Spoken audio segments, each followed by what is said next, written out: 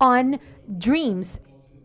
Um, the dreams that Pope Francis mentioned in his Dear Amazon letter, which was published in February 2020. First, the social dream, then the cultural dream, then the ecological dream, then the ecclesial dream.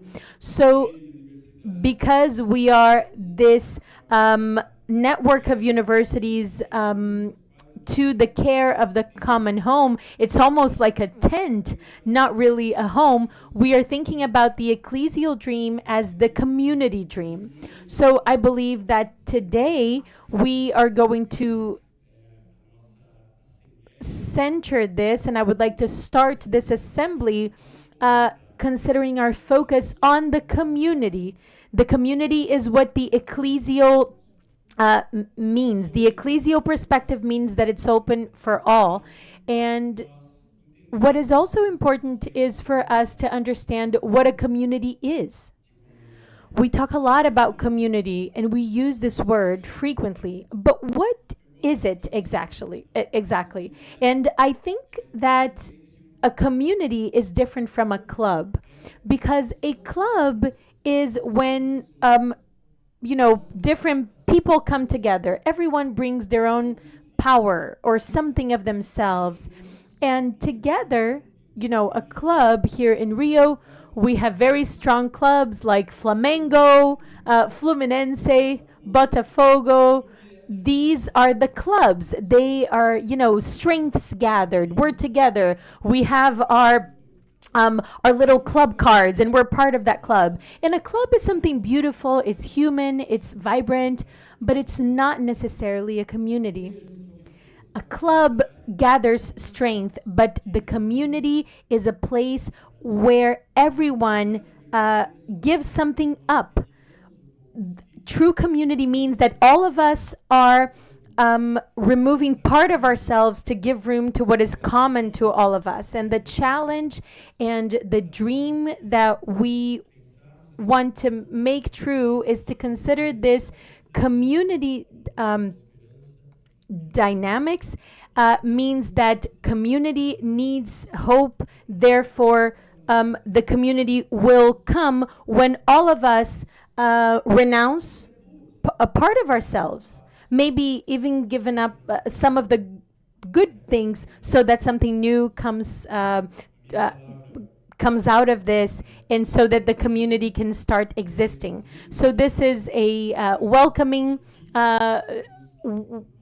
speech to all of you. We believe that the meeting will end at around 5, so that all of us can go to the beach and have some caipirinha together and experience Rio, talk more, and actually, spending time together.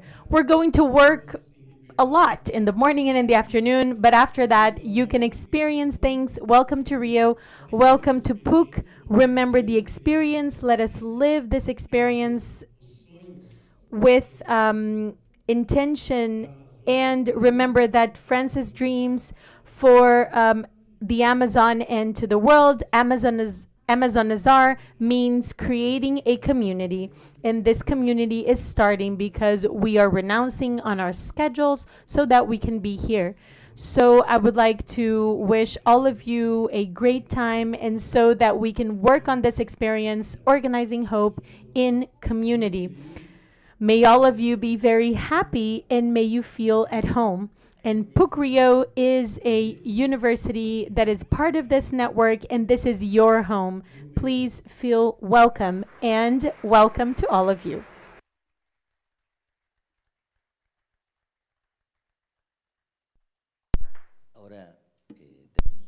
Now we're going to have a video. Would you like to introduce the video? This is Don Arani. Dear participants, so this video, Don Arani was not able to come to be here today. But he is a great supporter of this event.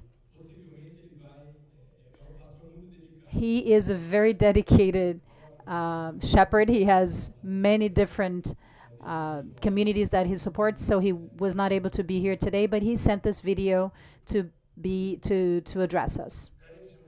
Dear friends and brothers, participants and sisters, participants in this Congress of Universities, we're celebrating the 10th anniversary of Laudato Si. Welcome to Rio de Janeiro. It's a joy to receive you, even if only virtually, embracing each one of you with the arms of the Redeemer, you who come from various regions of the Americas and of the world to take part in this very special year as we celebrate 10 years of Laudato Si. It is with great joy and the spirit of communion that I address you all, even if only virtually, on the occasion of the opening panel of this Congress that celebrates the 10 years of the Laudato Si encyclical letter and serves as a preparatory stage for COP30, which will be held in Belém do Pará in Brazil, bringing on the theme ecological debt and public hope. You're gathered at university that at the time of the launch of Laudato Si was a major promoter of its ideas and dissemination of this encyclical letter. This was due both to the reality in which we're located, a region where the importance of ecology is clearly visible, and to the enthusiasm of the time, because we were sharing with the world about this great team of integral ecology and sustainability. As you know, I have returned from the conclave and several events of the Archdiocese, and I would have greatly liked to be with you today in person, but unfortunately that was not possible. But I would like to salute you and give you my warm welcome. I needed to express my support and my spiritual closeness to each one of you who are gathered here in Rio de Janeiro to engage in dialogue, reflection, and dreams of new paths in defense of our common home. We're well aware of Pope Francis' deep concern for whom we thank for his mission in life, and we pray for his eternal rest. And the Church's ongoing struggle to be a presence in this world that requires values, responsibility towards our common home. As Archbishop of San Sebastián of Rio de Janeiro, in this beloved Archdiocese city that celebrates 450 years of prelature of the Pontifical Catholic University of Rio de Janeiro, is a true joy and an honor to welcome this event, which brings together representatives from various universities, ecclesial institutions, and academic community, all driven by the desire to bring together faith, science, justice, and hope. Our Pontifical Catholic University of Rio de Janeiro, the oldest in Brazil, welcomes you with open arms. I would also like to greet our esteemed President, Father Anderson. This Congress is the result of strong collaboration between PUC, the University Network of the Care of Our Common Home, RUC, the Pontifical Commission of Latin American, SILAM, AUSJAL, the Dicastery for Culture and Education, and so many other organizations and individuals committed to the mission of educating and transforming. I warmly recall that its preparation was led by the Pontifical Commission for Latin America, which was then presided by His Eminence Cardinal Robert Prevost, now our Holy Father Pope Leo XIV, a renowned sign of hope for the Church and for the world. The city of São Sebastião do Rio de Janeiro, which with its breathtaking natural beauty and its many social and environmental challenges, is a living symbol of the appeal that Laudato Si makes. It inspires and challenges us, inviting us to care, contemplation, and commitment to ecological and social justice. May this landscape bless the work being carried out and awaken in each one of us a deep awareness of the urgency and beauty of caring for creation. We live in a time of grateful remembrance of the legacy of Pope Francis, whose prophetic voice called us to ecological conversion and the integral care of creation. At the same time, the Church, now led by Pope Leo XIV, renews its hope and reaffirms its commitment to an ecology that brings together justice, fraternity, and faith. Reflecting on ecological debt compels us to face with clarity and responsibility the historical impacts of our development models. Yet it also opens us to public hope, born from the connection between knowledge, solidarity, and transformative action. It is within this horizon that universities are called to be light and leaven in society, to think about all of this, to reflect on it deeply, and to propose work, paths, ideas for both the present and the future. So we're called to be leaven in society, promoting an education that forms awareness sensitive to life in all its dimensions. I hope that this Congress, now beginning and to which all are warmly welcome, will be a fruitful space for dialogue, listening, and construction of new practices. May science, faith, and solidarity walk hand in hand, and may all universities, public, Catholic, and private, continue to be beacons of awareness, hope, and transformation. With the intercession of Mary, Mother of the Church, I invoke God's blessings on all participants and organizers. Thank you very much for your attention. Receive our warmest welcome, and may you have a blessed and inspiring Congress.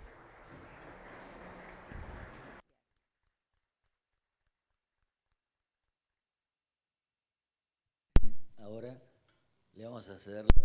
Now, I would like to give the floor to uh, Agustina Rodriguez, who is the president of RUC in Argentina. Thank you very much. Good morning to all.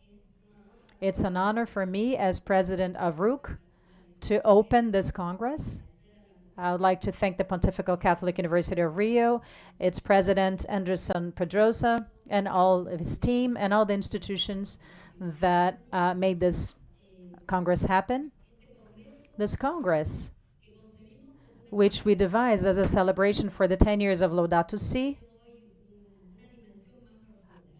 gains a deeper dimension. It's also collective and hopeful act of gratitude to one of the great leaders of our time, Pope Francis.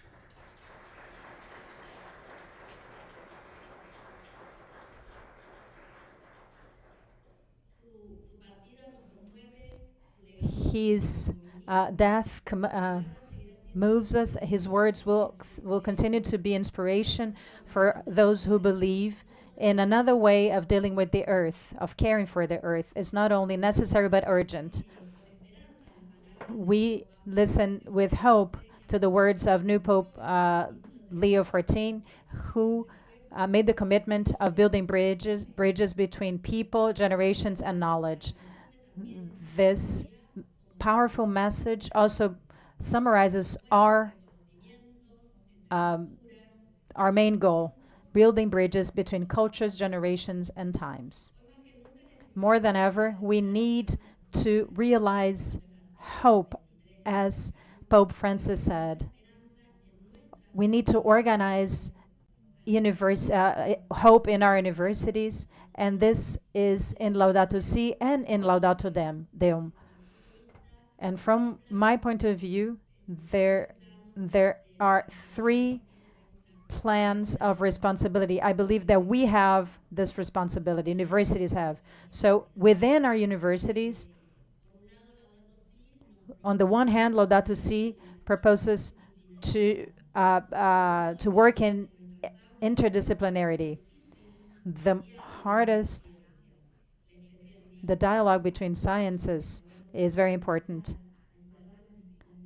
Laudato Si says that specialization tends to close the disciplines, but it's important to move forward and overcome these tendencies, promoting interdisciplinarity as the dialogue between knowledges, says Laudato Si. Laudato Si invites us to change the way we see the fragmentation of knowledge, and also to train ethical professionals, educate professionals, building territories and futures with others. There is no environmental transformation without transformation in education. And also within our universities, we have the commitment, we committed to educate leaders. And I think this is of the utmost importance. Second, community in network, as President Anderson said. Our network is unique in that it is singular. We are very diverse. Public universities, private universities, Catholic universities, Jewish universities, and lay universities from all of the Americas. It's a variety of voices brought together with the same concern, caring for a common home. That's why we need to do what we excel at, which is to promote an environment of honest and deep debate and a reflection among our researchers to deepen our awareness and share knowledge. And we need to have a global understanding of the needs all over the world. But we have to do that respecting our identities, territories, and cultures. And Pope Francis talks about this a lot in Dear Amazon. This is a strong point. We need to build a space for critical thinking and collaboration and dialogue between science, culture, and territory, because everything is interconnected and nobody can save themselves alone. And third, we also have to build bridges. Our current state of hope requires us to build bridges between science and politics, between academia and society, and this environmental debt, the models of development, and the intergenerational justice are not a subject for tomorrow. It's for today, and we need to face them with courage and with an open mentality. Pope Francis says that hope invites us to recognize that there's always a way out. We can always re-steer, we can always redirect, and we can always think about solutions to our problems. This is the power that we want to develop in this Congress. My dear friends, colleagues, may these next few days be days of action and reflection, and may we act transformatively during these days. Thank you very much. And now we're going to have another video that was sent by Cardinal Tolentino, who is the prefect of the Dicastery of Culture and Education, who was also with us in the meeting 2023. I would like to salute you, the Dicastery for Culture and Education, to this International Congress being held at the important Pontifical University of Rio de Janeiro. I greet the great Chancellor and the President of PUC-Rio, as well as the more than 200 rectors, university representatives, cardinals, and bishops who are gathered to celebrate the 10th anniversary of Laudato Si. We know how enthusiastically, since the very beginning, Catholic universities embraced the message of Laudato Si, from giving rise to numerous research projects. Also, much creativity and, above all, a renewed ecclesial awareness. One of the great forces for transformation of mindsets that Laudato Si has offered to the world is precisely this awareness that we're not alone, that we need one another, that everything is interconnected, and that we must address both the challenges of our common home and the challenges of fraternity. With COP30 on the horizon and on the Jubilee path of bridge building, as Pope Leo XIV says, it is together that we can truly make our universities and university networks laboratories of communion and of the future. Just yesterday, while receiving a group that was deeply committed to the field of education, the Holy Father, Pope Leo XIV, spoke of several useful questions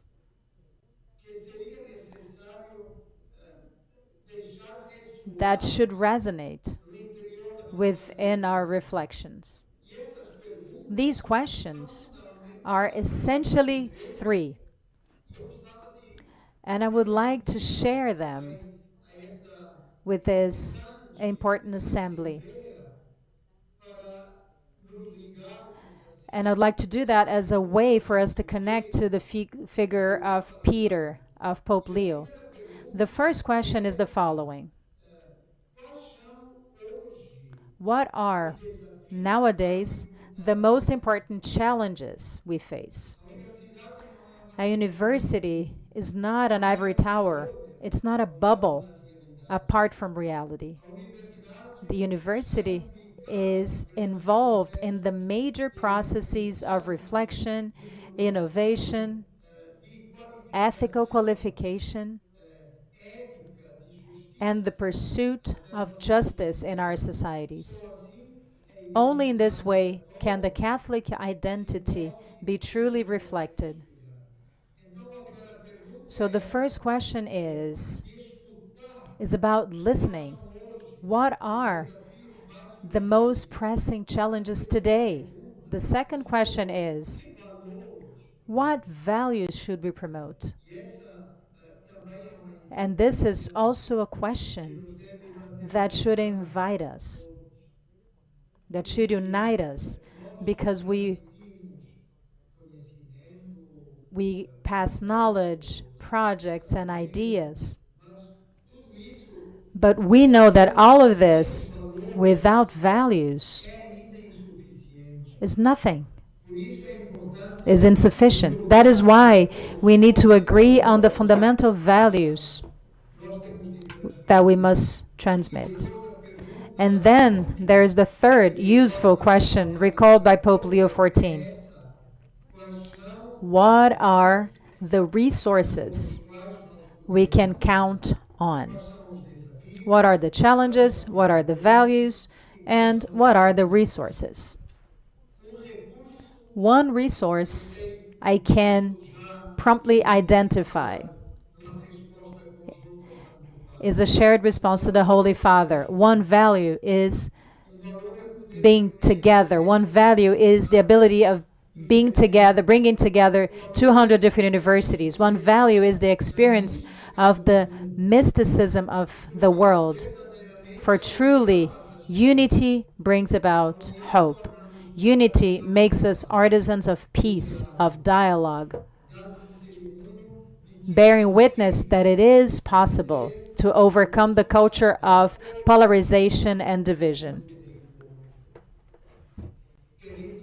Dear university leaders, heads of institutions, ecclesial and civil authorities, May this important gathering be a bridge,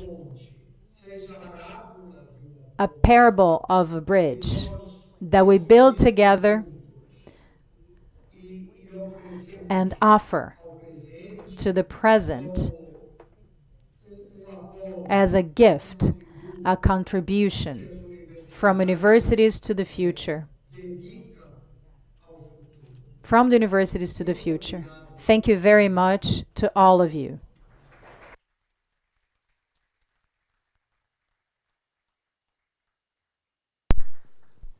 Muy bien. Very well. We would like to thank all of you for these welcoming remarks. Pedro was talking about how we were going to do this as of this moment, but something that we need to take into consideration in all of these reflections is that we should end with some type of written document considering COP30 and the role of universities. And I believe that this can have an important role in what we need to happen here in Brazil. Okay, thank you.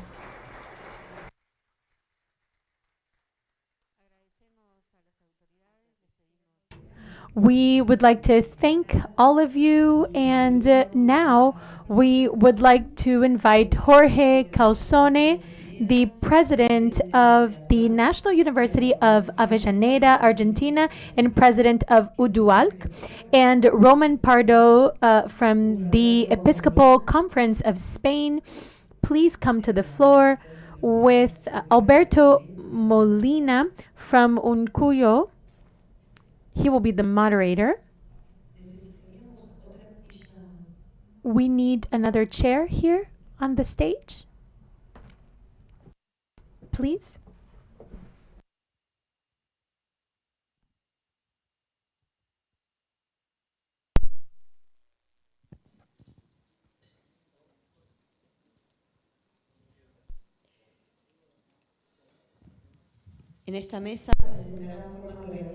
We are going to talk about in this opening conference about organizing hope and building bridges, intercontinental community coordination for sustainable development.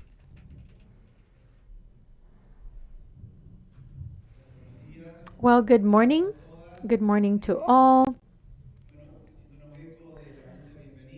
Now, echoing what was said in the first panel, I would like to thank all of you, Agustina, Anderson, and Francisco, those of you who made room in your schedules for you to be here and to talk about this importance of building our common home. So this is the first conference, the opening conference of this first day. And as Anderson said, we have divided into the dreams of the Querida Amazonia exhortation. So we are all here as presidents of the different universities, and we don't want to build a club. We don't want to build another association. We want to build community. And this is a very big challenge. And so we have invited Father Roman Pardo from Salamanca University, and he is from the Social Commission of the Episcopal Conference of Spain. And also, we invited Jorge Calzone from the National Avellaneda University in Argentina, and he's the president of UDUALC. Welcome, Jorge. And thank you so much. Thank you for coming. And we would like to start this conversation, which will start the work that you're going to have and light the flame so that we can continue working in this same direction for the whole day in all the dialogues and conversations. We were called by Pope Francis to organize hope. And in the welcoming panel, we also talked about this, and we are talking about this community dream. And you, as members of the university and in your own backgrounds, can you tell us how you see this, how we can organize hope in this community dream? Please. Hello, good morning to all. First, I would like to thank Anderson and to Puck and to the whole university team, Agustina, Francisco.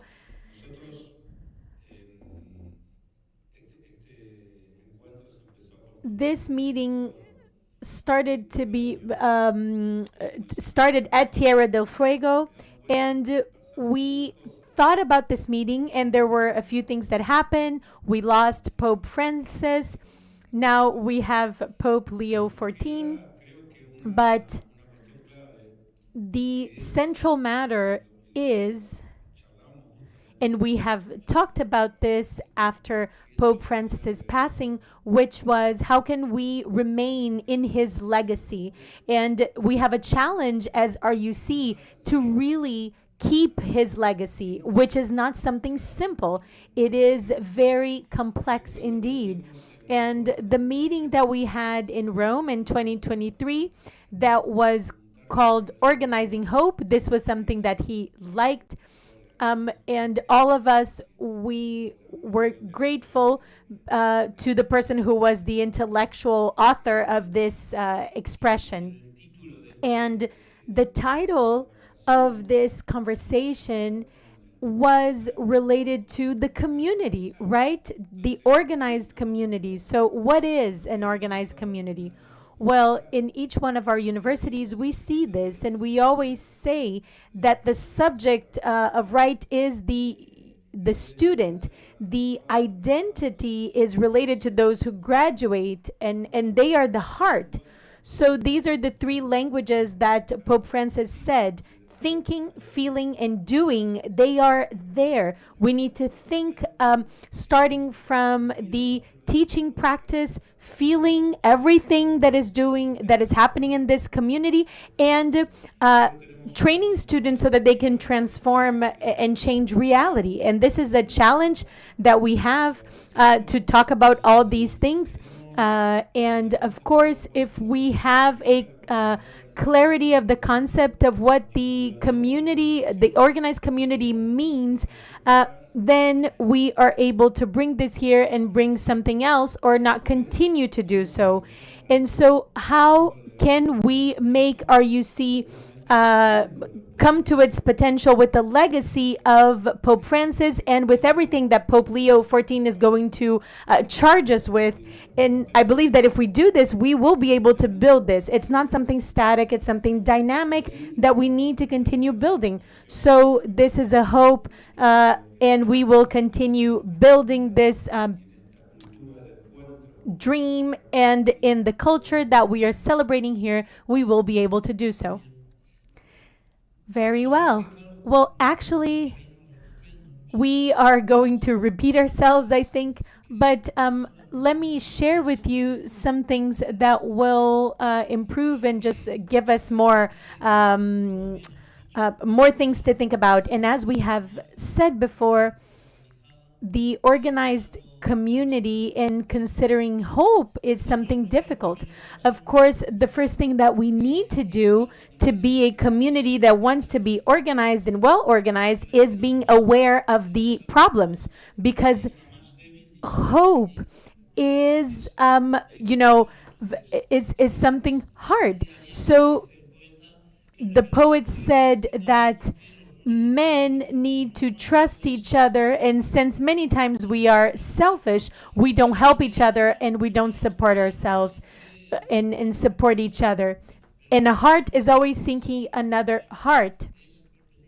But he would say to God in this poem, which is understanding that even though someone is falling, we continue to have hope. So as university communities, what we need is to be aware of how hard it is to maintain hope, how hard it is to maintain the legacy of Pope Francis. And that's why we need to look to the future with the same hope that will bring about trust and love because faith and love are the sisters that can stand, and hope helps us to find new structures, new organizations, new ways forward so that we can be in development. And the university cannot lose this emotional intelligence and the reason with goods and with love and with will, going back to what is so important for men and women, because we are part of this ecological dream, of this dream of nature. We are part of all of this reality, and we depend on actually being able to accomplish this integral ecology dream in dialogue with society and with the world. We need to leave ecophobia so that we can go to ecophilia. And once we are done with this stage, we can reach integral ecology, which was what Pope Francis charged us with. This is something that is in the heart of humanity. Men used to depend on the common sense that we had, but in our current society, in our culture, society cannot go beyond the cultural ceiling that we have. So we are in this relationship with nature that has to be mediated and measured by money and interests. And this is what we need to do to be, so that we are a university organization, so that we can maintain the dream of the integral ecology around the world. We need to be aware of the difficulties in promoting reflection, research, and taking all of this into practice. All of us with projects and institutions, and this is one of the projects that we need to maintain to remain looking forward. Thank you very much. Someone from Salamanca University. This conference is Ibero-American in nature. Jorge is also from a network of universities in Latin America, and we are showing how powerful this space is. And this is a work that we are doing, the Pontifical Commission for Latin America, with their work. As it was said before, Pope Francis is saying, this is something that is growing, so that we can build this network that involves us as institutions, but as people as well. And so it is in this area that we are working. So I would like to hear from you. What are the challenges that those of us who are here, what are the challenges that we can we can experience in this intercontinental network, in the university experience, in the work that you're doing in the countries and regions? This is what we are proposing. We want to build a university community to care for this common home. What are the things that, what are the red flags or important issues that we need to look out for? Well, I think that the challenge is integration. And it's almost countercultural, really, because we are in a world where individualism is important. And Pope Francis talked a lot about this, and this importance of Laudato Si as planning for integral ecology. This is not only a environmental topic or sustainable development issue, because it's related to the economy, education, society. And so we were considering this in this meeting when we were listening to him. The challenge is always integration. It's very costly to actually be able to integrate. Languages, even those of us who speak Spanish, we have terms that mean different things from Portuguese, right? And so we have all this problem. And these are the challenges in our own communities to be able to extend to all of Ibero-America. And when we consider the past and the history, what Pope Francis said about the Amazon at that moment. So I would say that we need to sustain this. We need to solve these issues with integration. We need to work with this from the commitment we are making. Social justice is extremely important because if there were no social justice, there wouldn't be a way for our peoples to be happy. And this is extremely important. Now, the challenge is how do we integrate? So I believe that RUC has this role. And I always talk about this because, as it was said before, losing hope is when we isolate ourselves. And so this individualism is what actually happens. And this is what's happening in the world. The world is violent. And there's a message of peace, but the world is individualistic. Everyone wants to save themselves, and we don't plan anything collective, but individualism is being encouraged. So how can we actually overcome this? Well, we we need to understand that if we are able, as universities, in our own spaces, when we work internally in the right curriculum design that is a lot more flexible, that will allow us to integrate knowledge. And I think Agustina said this, right? We can't just talk about the disciplines, a discipline that only talks to itself and does not integrate as an interdisciplinary or multidisciplinary way so that we can actually solve concrete problems that our communities have. We need to do that so that we can fulfill our goals. So the first one is integration in our own communities among ourselves, and the third one is to open our hearts and our minds so that we can solve the community's problems, because universities don't have any other important role if we are not able to teaching and solving problems. We saw this in the pandemic, and in this time universities were able to help designing, building, and manufacturing vaccines and so many other roles in Latin America. And so this was great, but we can't just be comfortable in this. I think that RUC is promoting this culture of meeting, understanding that even though we are very different, we can have unity, and from that we can show society a distinct path forward that is without violence, without this save yourself and don't help anyone else. Yes, definitely. I would say that the first thing that we need to do in our mission as university is that universities, etymologically, we are a universal community.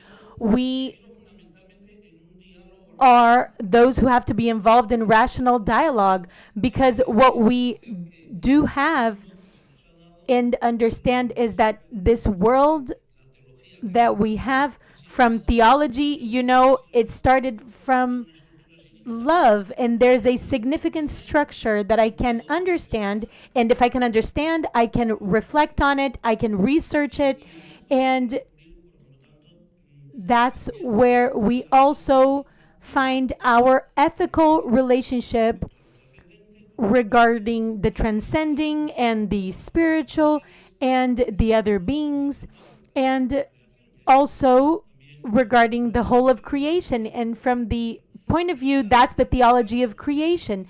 Because why are we saying all of this? If this is actually it, we need to bring reason of our hope to tell humanity that from the universities, we believe that being rational beings means taking care of our planet, because there are many people that haven't considered this. So we need to be convinced of offering our reflection, and as universities, we need to understand that reason says if we are rational beings, we need to take care of the planet. If we're rational beings, And if we believe in the inter-religion dialogue, there is someone to build this for love. We need to take care of creation. We need to care for creation. If we're Christian,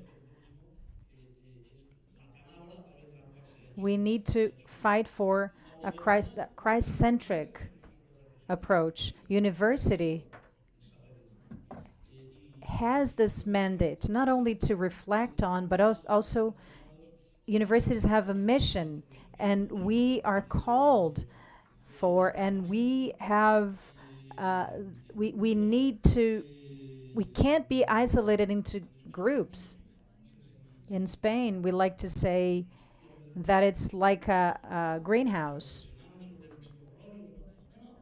isolated into groups, closed groups where we think about our own issues. No, we're educating all different levels. We need to educate concerning consumption, economy, different lifestyles, and this has economic implications. And also there are political and social implications. What are the policies that we need to have to be able to care for the environment? But this also comes from reason, because in 1973, I know very well because it was the year I was born. That's why I know. Frederick Smucker wrote a book. That's an amazing book, and he had just became a Catholic after he went through Anglicanism and Buddhism, and he said, we need to look for resources and energies that are renewable.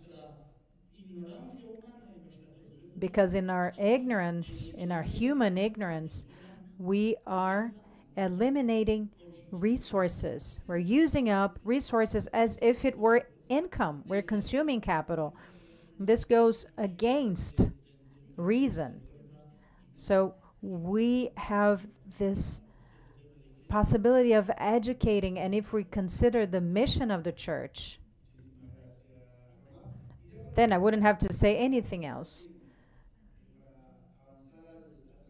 And just to conclude, before I move on to our coffee break and our group work, concrete proposals that you can make, because we have only 1.5 minutes. Do you have any concrete proposals to organize our hope as RUC? Women and men from university were here. So what would be a path to jointly build hope? I think that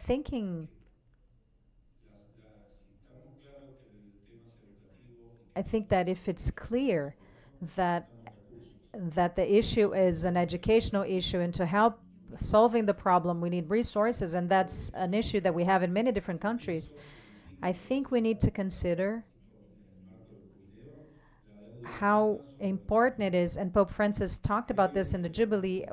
He talked about the foreign debt of our countries. We need to turn some of this burden into the right to education, so that children who do not have access to education can have access. So we should go to COP30 from ideas that stem from the dialogue. How can we turn this burden of debt in the financial system that we don't see, that is invisible, what ends up affecting us? How can we establish an educational resource to solve problems and promote a culture of encounter? I think that we hadn't agreed upon this, but this was one of the things that I had thought about. So in the Jubilee, Pope Francis talks about foreign debt that had been forgotten for a long time. And now, from what we remember from Laudato Si, we're not only facing a social and ecological crisis, it's a two-sided crisis. The ecological debt is related to foreign debt. So in this sense, I believe it's important to see as a main goal a proposal to reduce foreign debt that is very much connected to the environmental debt, where rich countries are at an advantage because the developing or poor countries, as usual, arrive late. So those who manage to use their resources, who use pesticides and who freely polluted, such as the rich countries, we're now asking poor countries, since you arrived late, this ship has sailed. So there is a historical inequality and injustice. So we need to acknowledge this, and we need to consider this in our duties and obligations, because otherwise rich nations keep what's best and the poor nations are left behind. So there is a difference between these two realities, and we need to acknowledge this, and we need to reconsider this environmental debt.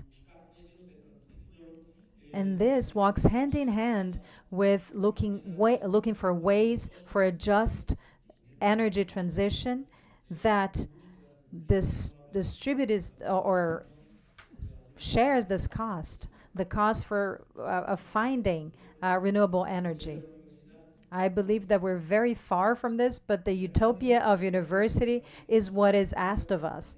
Thank you very much for your participation, and we are now concluding our first panel. So now we're going to have some messages from the organization, and thank you very much to all the participants. So how are we going to continue? This is the spirit of this next few days, and then so the RUC, along with PUC, is proposing to us. The idea is that it's not only listening. There is a lot of experience, and each one of you has a lot to contribute with your trajectories, your history. So it's not going to be a Congress of passive participation. This Congress will offer triggers, but you will play the main role. As we said in the opening panel, we would like to conclude this Congress with a document to bring to COP30. So your work will be present at COP30. During this Congress, the president of COP will be here. So during this, we also have the Ministry of the Environment, the Minister of the Environment in Brazil. So it's a Congress of high relevance, and we want your voice to be heard. So our dynamic today will be the same as all of the other days. We're going to have first a dialogue, and now we're going to break into groups, into 4 different rooms in the campus. We have a support team that's going to divide us into groups, and we will maintain the same groups and the same rooms every day of this Congress. And then we're going to join in fraternity. We'll be together, and in this encounter, we will think together. And it's amazing that we're all here in person, because we could have done this on Zoom, but there is the experience of sharing, of being together in person. So now we have the support team from the university here, and we're going to have a coffee break in each one of the rooms. So we're going to break into groups with very specific missions, and we're going to be together for 1 hour and a half, and then we're going to break for lunch, and the coordinators will have a joint proposal, and we'll meet together here again to listen to the first conclusions of this first day. Thank you very much.